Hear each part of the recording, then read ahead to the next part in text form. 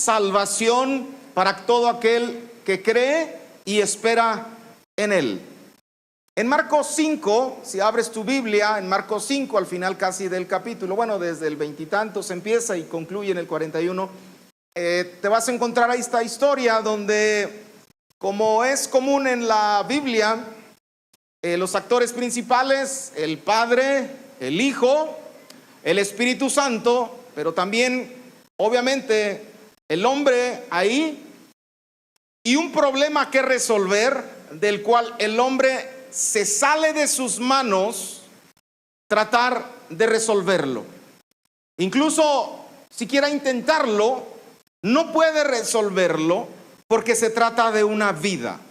Nosotros no podemos modificar una vida, sino el único que atrae hacia su presencia es Dios, por medio de Jesucristo y su Espíritu Santo. Pero aquí tenemos entonces actuando a Cristo, al Padre, al Hijo y al Espíritu Santo Todopoderoso, resucitando a una persona. Y esa persona es la hija de un principal de una sinagoga de la iglesia de aquella época, hace 2000 años. Y vale la pena citarlo porque tiene muchas aplicaciones la historia, pero como tal, literalmente, la historia tiene aplicación sobre los hijos. Y me quiero enfocar en eso. Y la historia se desarrolla ya cuando Jesús tenía una fama muy alta. Salía literalmente Jesús a la calle y las multitudes se agolpaban a él porque él sanaba a las personas, escuchaba a las personas, les daba palabras de vida eterna. Las personas, obviamente, como tú y como yo, cuando venimos delante de la presencia de Dios, tenemos vida. Cuando estamos lejos de Jesucristo, simple y sencillamente no tenemos vida. Así ya la fama de Jesús en ese tiempo, en ese momento, ya había crecido, ya tenía sus discípulos, ya había escogido Jesús a sus discípulos. Y la historia, antes de que comience esto, dice que Jesús cruzó en el mar de Galilea. Bueno, que no es un mar, es un lago en el mar de Galilea, pero así se llama.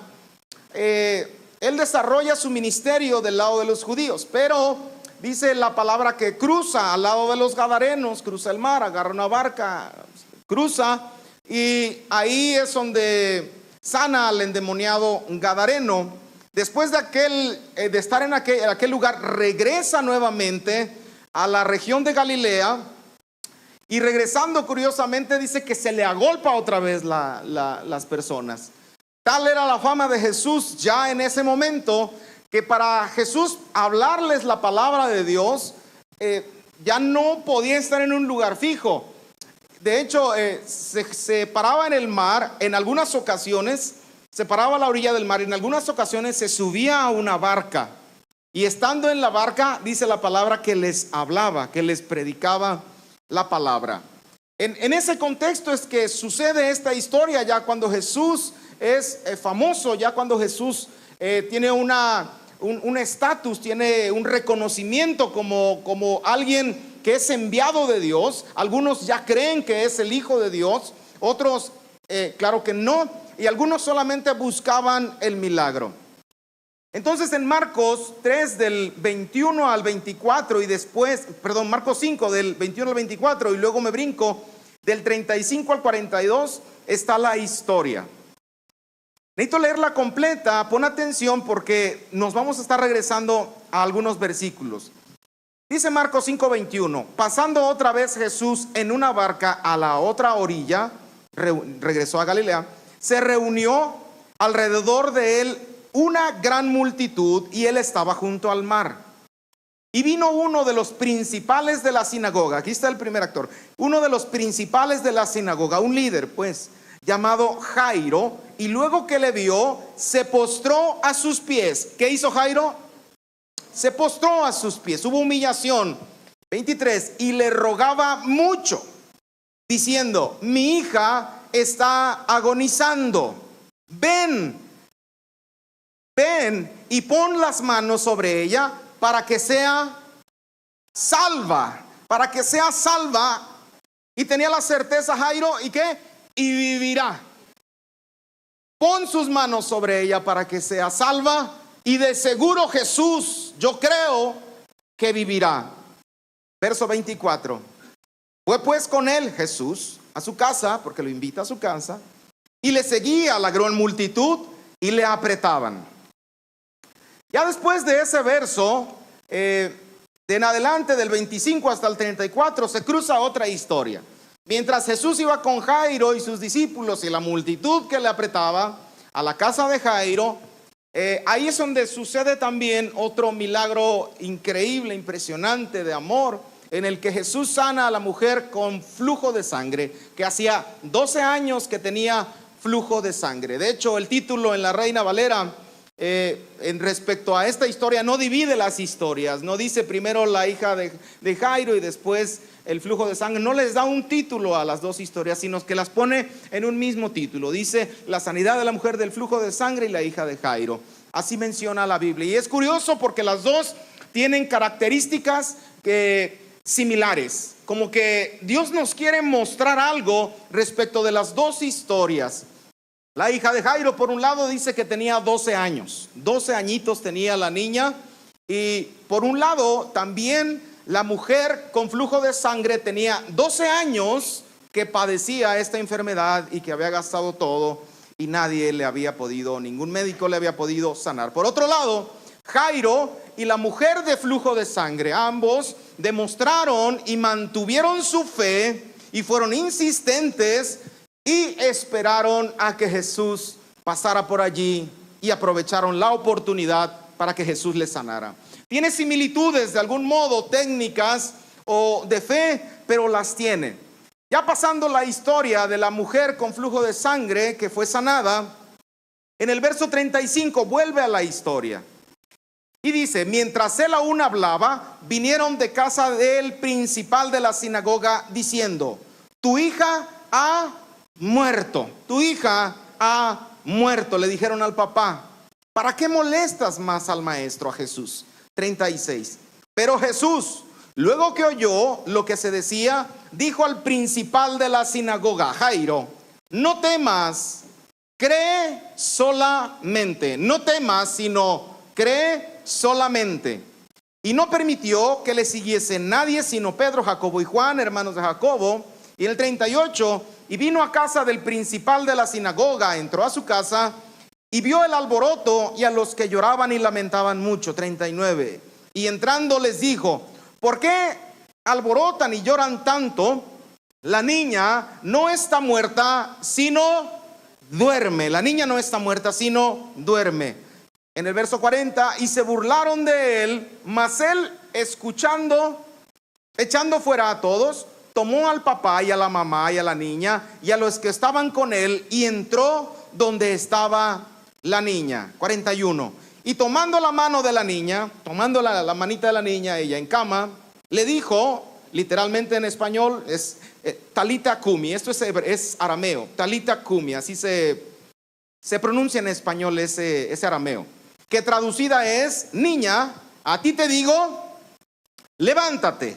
Y remata en el 42, y luego la niña se levantó y andaba, pues tenía 12 años, y se espantaron grandemente de lo que había acontecido.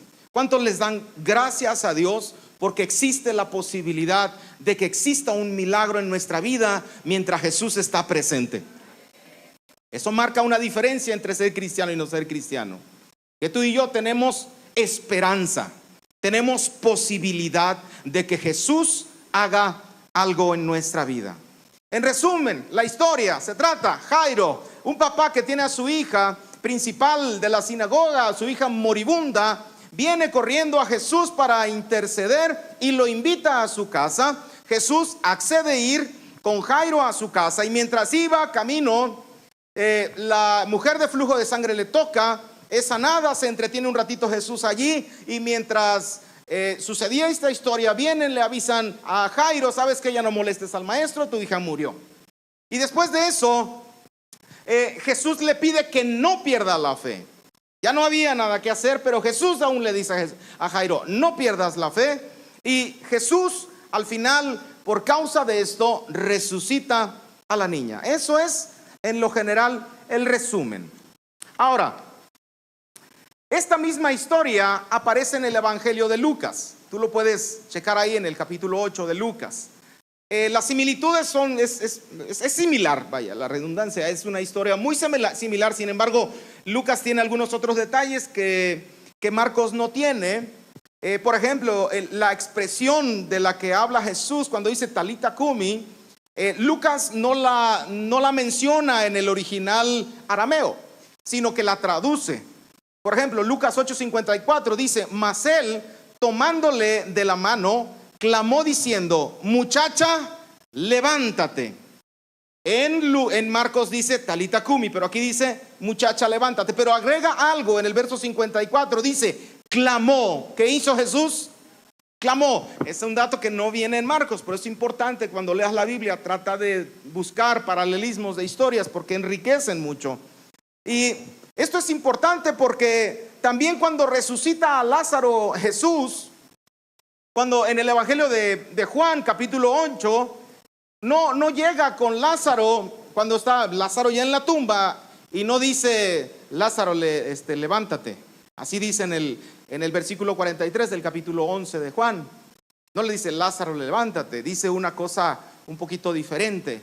Dice que a gran voz, dice, clamó a gran voz: Lázaro, ven fuera. ¿Cómo le dijo? A ver, vamos a hacerlo. 1, 2, 3. Lázaro, ven fuera. A ver, ¿lo puedes hacer? 1, 2, 3. Lázaro, ven fuera. Una cosa así, con autoridad.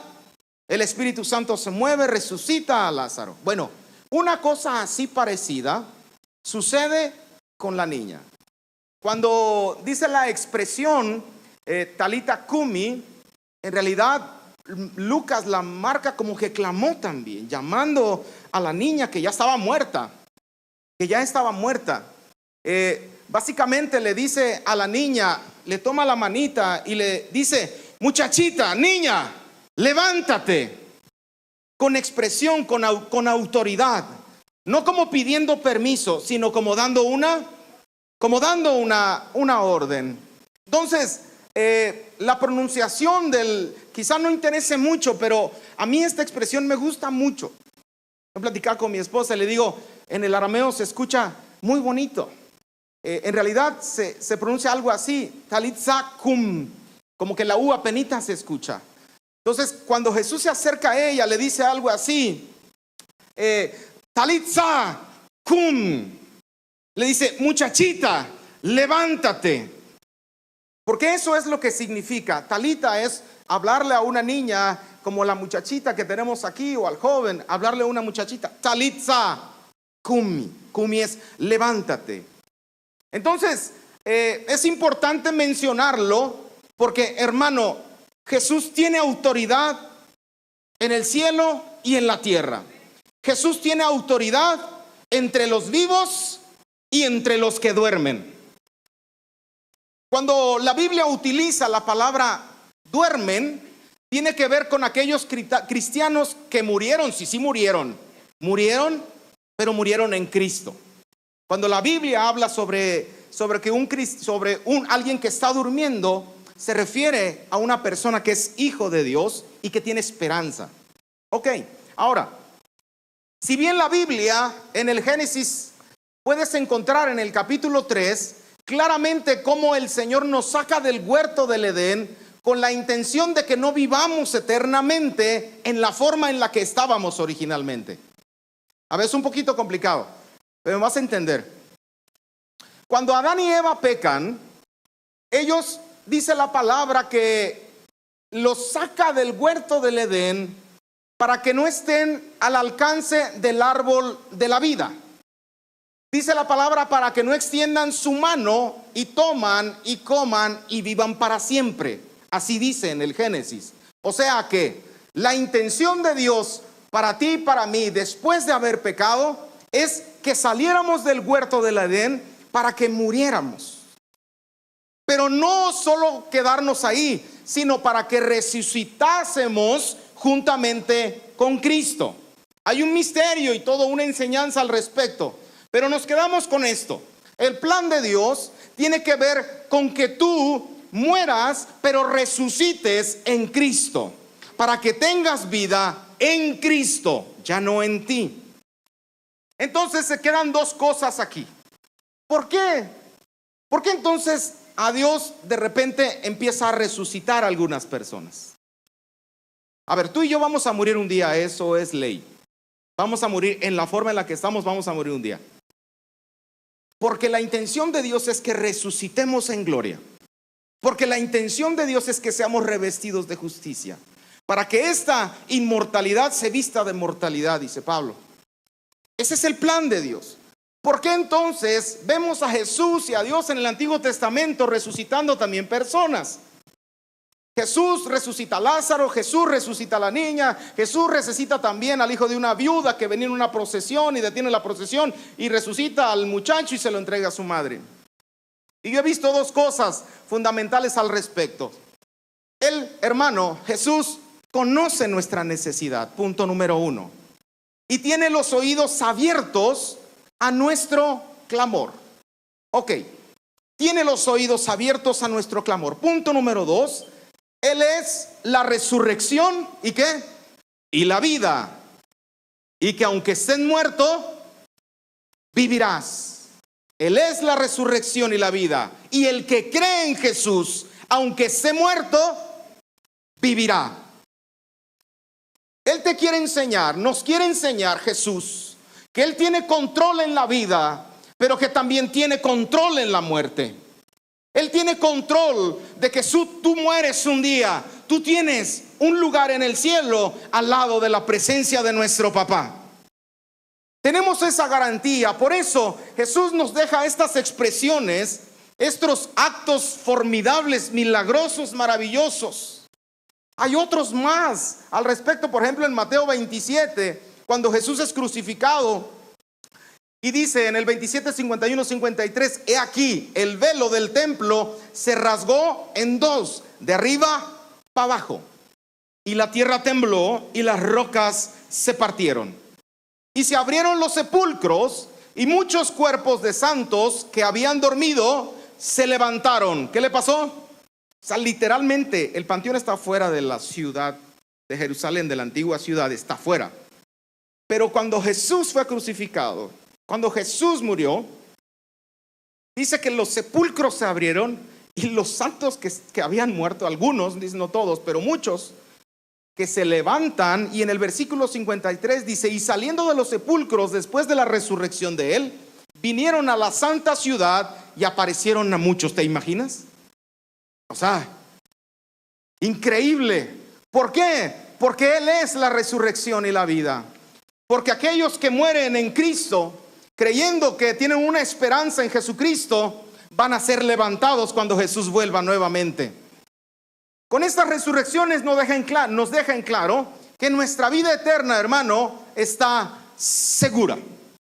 Nuestra vida está segura. Primera de Tesalonicenses 4, 13 al 17 dice, tampoco queremos, hermanos, que ignores acerca de los que duermen. Aquí están los que duermen otra vez. Para que no te entristezcas como los que no tienen esperanza. Porque si creemos que Jesús murió, resucitó, así también traerá Dios con Jesús a los que durmieron en Él. Por lo cual os decimos esto en palabra del Señor, que nosotros que vivimos, que habremos quedado hasta la venida del Señor, no precederemos a los que duermen, porque el Señor mismo, con voz de mando, ¿con voz de qué? De mando, voz de arcángel y con trompeta de Dios, descenderá del cielo, y los muertos en Cristo, ¿qué les pasará? Resucitarán primero, luego nosotros, los que vivimos, los que hayamos quedado, seremos arrebatados juntamente con ellos en las nubes para recibir al Señor en el aire, y así estaremos siempre con nuestro Señor Jesús por la eternidad. ¿Alguien dice amén a esto? Ahora observa que dice aquí, con voz de mando. ¿Te acuerdas cómo resucitó a Lázaro? ¿Te acuerdas cómo resucita a la niña? Con voz de mando, con voz de arcángel y con trompeta de Dios. Si han escuchado las trompetas, no son escandalositas. Ahora te imaginas la trompeta de Dios sonando en el día que nuestro Señor Jesús se acerque en las nubes para levantar a su pueblo. Va a ser una escandalera, que todos sepan que Jesucristo es el Señor, para la gloria de Dios Padre. ¿Alguien dice amén? Hermano, nuestro Padre está en medio de nosotros y tiene autoridad. Tiene autoridad para resucitar a los que duermen, dice la palabra. Dos cosas: cuando venga Jesús, usará esa voz de autoridad, tal como lo hizo con la niña y Lázaro. Dos, la actitud de un cristiano por la muerte de un familiar es diferente. Es muy diferente. Si nos duele, si lloramos, pero por fe sabemos que en realidad está vivo en Cristo Jesús y un día lo volveremos a ver. Por eso cuando vamos a un sepelio, entendemos, un sepelio cristiano, no sé si tú has sido un sepelio cristiano. A los de la tradicional, ya no la sabemos, ¿no? Pura chilladera, y después ¿qué hacen? Ya no la sabemos. Pero en un sepelio de la muerte de un cristiano y la familia es cristiana, realmente es increíble, es muy. Cuando yo fui la primera vez, yo dije, están chiflados, deberían estar llorando. Pero ahora entiendo, hermano, nuestra vida no termina aquí. Usted no tiene que vivir la vida como si terminara aquí, que busca la manera de acumular riquezas como pensando que la vida termina aquí, terminaría aquí. Pero no, la vida en Cristo es una eternidad con Él, y tú y yo no tenemos por qué vivir como si no tuviéramos esperanza. Eso deja a los que no conocen a Cristo. Pero nosotros que conocemos a Cristo, vivimos en fe, creyendo que nuestro Señor volverá un día y nos resucitará para estar en su presencia. Así es como nosotros necesitamos estar. Con esta esperanza, entonces, ocúpate de lo que importa. Ocúpate de lo que importa. Ocúpate en lo eterno. Ocúpate en tu familia. Ocúpate en tus hijos. Ocúpate en conocer a Dios por sobre todas las cosas. Ocúpate en tener intimidad con Dios. Porque si tú estás cerca de la presencia de Dios, cualquier cosa puede pasar. Es más valiosa la vida de nuestros hijos que cualquier riqueza que tú y yo podamos alcanzar. No te extrañe que el Señor Jesús esté haciendo algo contigo al respecto, y tú afanado y tan loco pensando que es más importante eso que tu familia. Y tú con la cabeza allá diciendo, no, Señor, bendíceme, bendíceme. Y el Señor te dice, no, acá. Nos ocupamos de lo que importa. Nos ocupamos de lo eterno, porque en Él tenemos vida y vida eterna. Es necesario que nuestros hijos conozcan, porque no podemos andar como los que no tienen esperanza. Decirlo duele, pero hermanos, hay personas que literalmente matan la esperanza. Literalmente matan la esperanza de otros. Regresando a Marcos, a la historia principal, en el capítulo 5, versos 39 y 40 dice: y entrando les dijo Jesús, ¿por qué alborotáis y lloran? La niña, otra vez, no está muerta, sino duerme. Y se burlaron de él. Mas él, echando fuera a todos, tomó al padre y a la madre de la niña, a los papás y a los que estaban con él, a solamente a 3 discípulos, a Pedro, Jacobo, Juan, nada más. Y a toda la multitud la dejó con ganas de ver lo que iba a pasar. ¿Por qué? Porque algunos de los que estaban cercanos en su familia solamente estaban para quitarle la esperanza y la fe a Jairo. ¿Te acuerdas cuando vienen a darle la noticia a Jairo, cuando Jesús iba en camino hacia allá y se entretiene un poco con la mujer de flujo de sangre? Le dice, Jairo, ya deja a Jesús, tu hija ya se murió, ya no hay nada que hacer, ¿para qué le buscas? Y Jesús de repente escuchó, espérate, no los oigas, aguanta, espérate, tu hija no está muerta, sino duerme. Cree solamente, le dijo. Ten fe, Jairo, solamente cree, espera. Eso es esperanza. Definitivamente, estos que se burlaban, hermano, era una mala influencia. Tuvo que sacarlos Jesús. Tuvo que sacarlos para que no debilitaran la fe de los papás y también de sus discípulos que estaban aprendiendo de Jesús. Cuando un hijo está mal, hermano, cuando un hijo está mal, o física o espiritualmente hablando, lo que menos quieres escuchar es que te digan: no, tu hijo ya, mira. Eso es lo que menos quieres escuchar. Te digo una cosa: cuando empiezan personitas así alrededor de ti, cuando tú sabes que tus hijos necesitan ser resucitados, sácalos. Sácalos y quédate con el Señor Jesús en privado, que fue exactamente lo que hizo el Señor Jesús. No podemos estar en lugares así. Necesitamos apartarnos, porque lo que necesitamos es llenarnos de esperanza, no de optimismo, sino de una esperanza viva.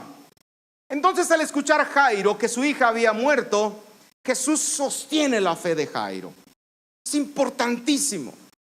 Hermano, en Jesús hay esperanza. Ya todo puede estar preparado para el sepelio. Ya todo puede estar preparado para que los demonios se burlen y digan: es que tu hijo, tu hija. Ya todo puede estar preparado para que se vaya al ataúd. Pero en ese momento Jesús aparece y te dice: hey, espérate, cree solamente, cree solamente. Pero tú mantente fiel, ten esperanza. Y muy seguramente ya se burlaron de ti en alguna ocasión cuando intentaste tener fe y esperanza, o cuando tuviste fe y esperanza. A lo mejor te desanimaron. Pero hermano, demostrar la fe en medio de la familia y los demás puede causar que se burlen de ti. Puede causar que estén alrededor como las hienas. No sé si ubicas cómo son las hienas. Si ya vieron la película El Rey León, ya saben cómo son. Salen como ¿cómo te digo? Como si estuvieran burlándose y riéndose alrededor. Una cosa así son el montón de personas de los cuales tú tienes que dar testimonio. Pero quiero decirte que hay un misterio en esto. Hay un misterio. Si tus adversarios no se burlaran, escúchame, entonces, ¿cómo demostrarías tu fe? Cuando la niña resucitó, la fe de Jairo y sus discípulos creció. ¿Te lo puedes imaginar? Wow. Antes como que sí, como que no, pero ahora mis ojos te ven, como dijo Job. Lo que menos les interesa, lo que menos te tiene que interesar cuando tienes la oportunidad de mostrar una fe en medio de tu casa, es cómo se burlen las hienas. Lo que más te tiene que interesar cuando alguien se levanta a burlarse de ti es mantener tu fe y creer que Jesús va a hacer algo. Las personas que el Señor ha puesto alrededor de ti van a creer porque tú creíste también. No te amargues porque te lleven la contraria. Más bien entiende que es una oportunidad para que crezcas y para que ellos crezcan en fe. Después de eso, algunos te van a seguir. Pero acuérdate de esto: siempre van a estar allí para que tu fe sea aprobada.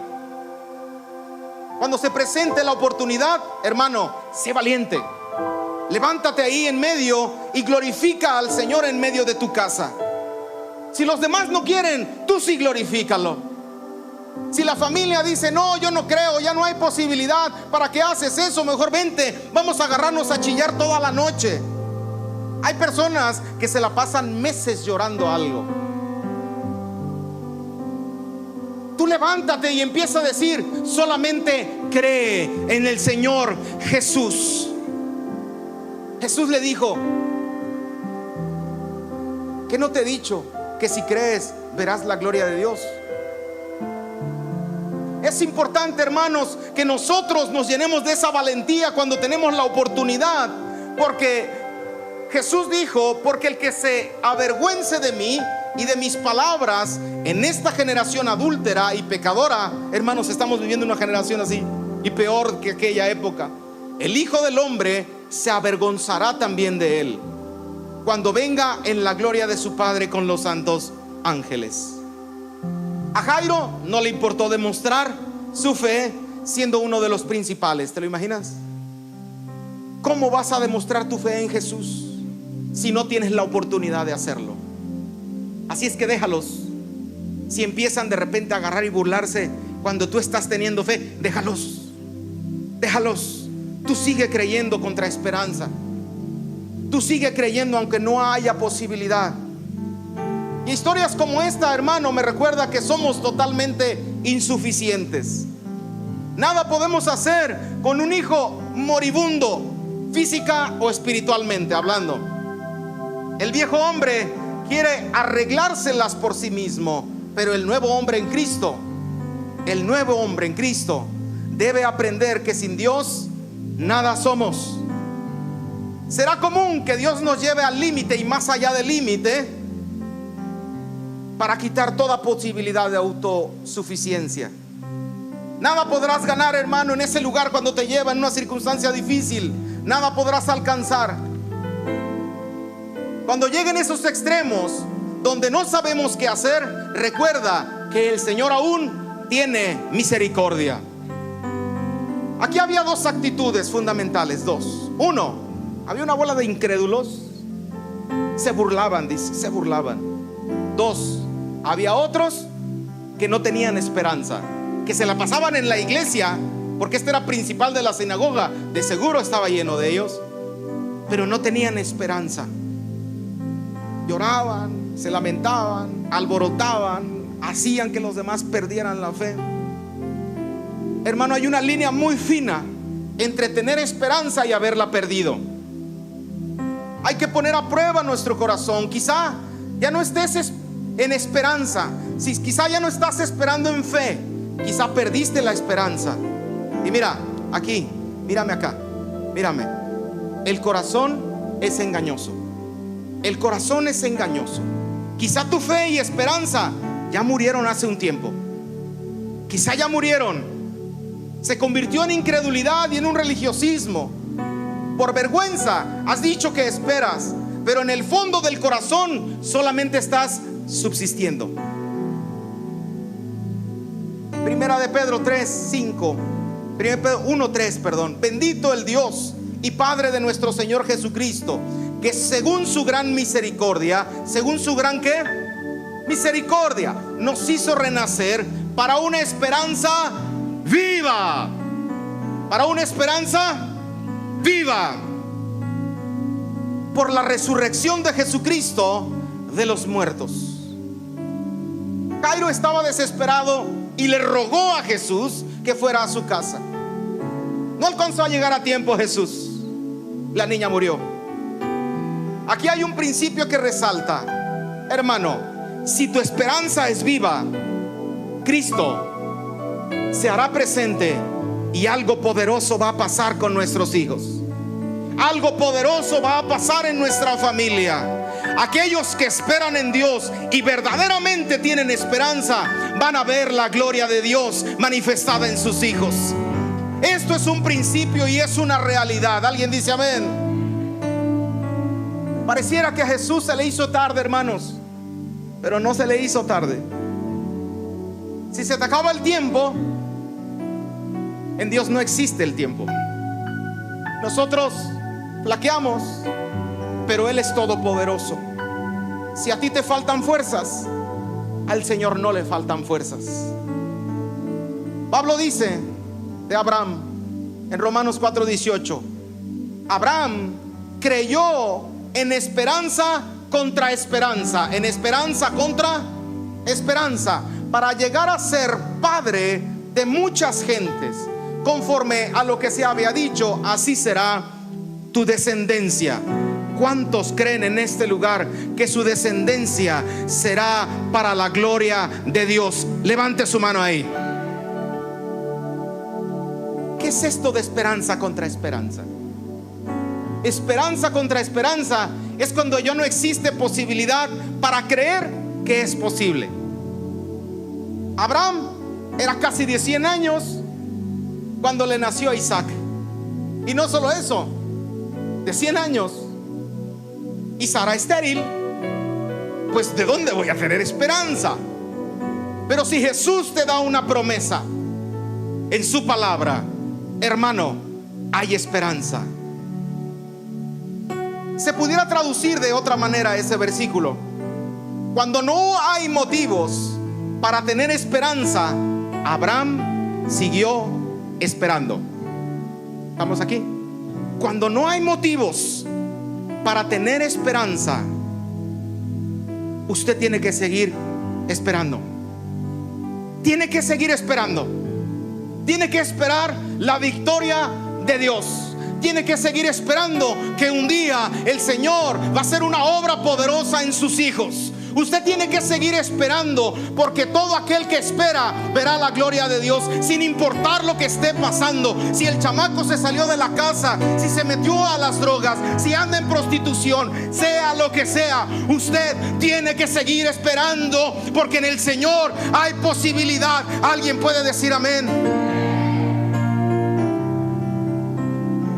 Si la barca se está hundiendo, hermano, y la familia peligra, el problema no es que existe el riesgo que se hunda. El problema es que no esté Jesús ahí. El problema no es que los hijos se estén medio muriendo. El problema es que Jesús no esté en tu casa. Jairo, uno de los principales de alguna sinagoga de ahí de Galilea, fue bien astuto, bien astuto. Si bien, hermano, humanamente ya no había que hacer, Jairo hizo lo que todos tenemos que hacer: invitó a Jesús a casa. ¿Y qué es invitar a Jesús? No tener vergüenza de Él. No que si lo invitas, lo metes a la bodega, al ático, lo subes a la azotea, para que cuando llegue la familia no se den cuenta que Jesús esté ahí. Invitar a Jesús es que en medio de la dificultad y en medio de toda esa multitud que nos rodea, sepan que Jesús es mi invitado de honor. No perder la esperanza es invitar a Jesús. No, invitar a Jesús es pasar tiempo con Él en oración y meditación de la palabra. Jairo hizo algo que Dios no desprecia: se humilló e insistió enfrente de todos. Enfrente de todos. No importa que Moisés y el pueblo estuvieran en el desierto, lo que importaba es que el Señor estaba con ellos. No importaba que viniera en el diluvio a Noé, lo que importaba es que el Señor ya les había preparado una barca, un arca. No importaba que David estuviera huyendo de Saúl, lo que importaba es que el Señor lo libraba día y noche. No importaba que José estuviera encarcelado, lo que importaba es que el Señor lo respaldaba ahí en medio de las dificultades. Jairo representa la actitud, hermano, de un papá que necesitamos aquí. Necesitamos papás con la actitud de Jairo. Un papá que invita al Señor Jesús a su casa y no se avergüenza. Y no se avergüenza de su palabra. Y no se avergüenza de su fe. O como dice Pablo en Romanos: no me avergüenzo del evangelio, porque es que poder de Dios. Necesitamos Jairos aquí. Hay una esperanza en medio de nosotros y se llama Jesucristo. Por eso, cuando esté en medio de la dificultad, hermano, por eso si tus hijos se están extraviando, y vamos hablando claro, en Cristo hay posibilidad de vida. usted no puede perder la esperanza. Usted no puede perder la fe. Usted tiene que seguir adelante, porque un día verá la gloria de Dios manifestada ¿en dónde? En sus hijos. Señor, quiero verte. Sí, yo también quiero verlo. Pero ¿sabes qué más quiero? Quiero ver la gloria de Dios en mis hijas. Quiero ver la gloria de Dios en mi trabajo. Quiero ver la gloria de Dios en la iglesia. Quiero ver la gloria de Dios manifestada donde quiera que yo voy. Quiero ver la gloria de Dios en mi esposa. Quiero ver la gloria de Dios cuando ellas estén alabando y glorificando a Dios. Yo quiero ver al Señor allí. En este tiempo y hasta que venga el Señor Jesucristo, hemos de ver a Jesús en medio de las personas. Y sobre todo y por sobre todas las cosas, hemos de ver al Señor Jesús, la gloria de Dios en nuestros hijos. ¿Se puede poner en pie, por favor?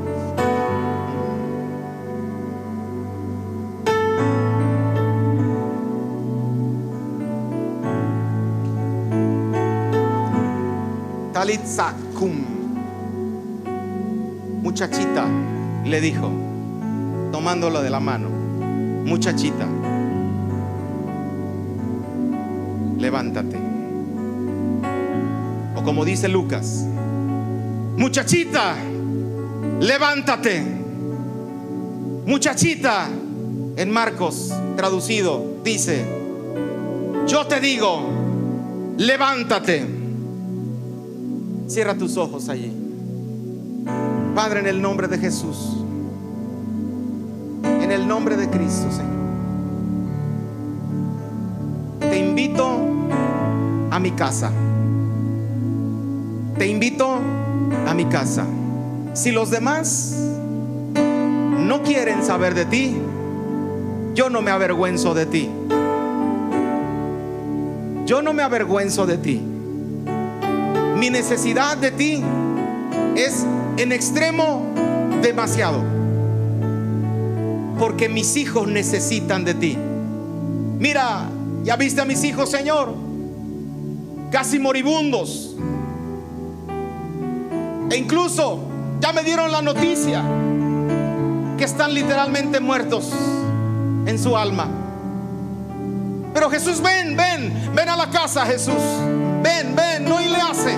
No importa lo que digan, yo no pierdo la fe. Ven, Jesús, ven y haz una obra poderosa en mi casa. Resucítalos. Diles así, Jesús. Muchachito, muchachita, levántate. Señor, en el nombre de Cristo oramos por nuestros hijos, Señor. Oramos por nuestra descendencia. Y no solo por los que tenemos, sino los que todavía no tenemos. Por los hijos de nuestros hijos.